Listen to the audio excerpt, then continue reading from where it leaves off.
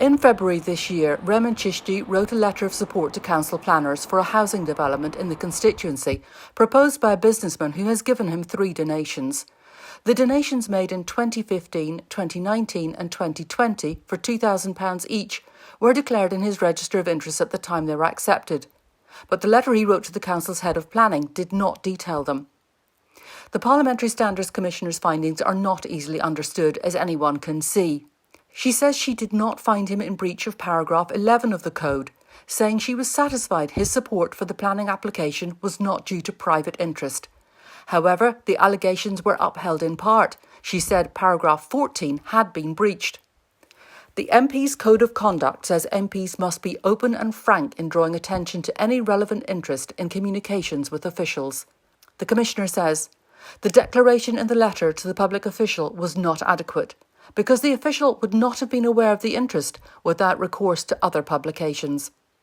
Rainham residents told us they were surprised by the Commissioner's investigation. I was a little bit upset, really, that he's always sort of been perceived as doing good works, and normally when there's a camera around, he's there smiling into it.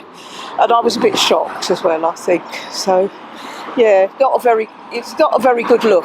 I'm sure if it's all above board and legal, that means there's a problem with the process or the legality of it, because I'm sure he wouldn't do anything knowingly illegal. All donations to political parties have to be declared. Campaigners against overdevelopment in Rainham welcomed the investigation.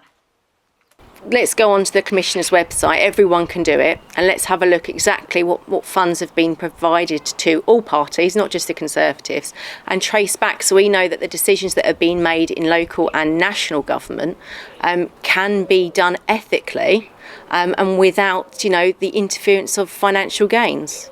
In a statement yesterday, Mr Chishti said the Commissioner's investigation was fair and thorough and there was no breach of the code related to conflicts of interest.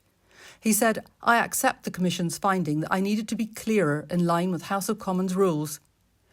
After giving evidence at the public inquiry into the unacceptable Pump Lane development in February 2021, it became even clearer that in order to avoid having unsustainable, large-scale developments without appropriate infrastructure being imposed on our local area and damaging our valued green spaces, we need to proactively support small-scale developments with appropriate infrastructure on a case-by-case basis until a new local plan has been developed by the local authority in consultation with local residents. Sandy Fleming for Rainham News.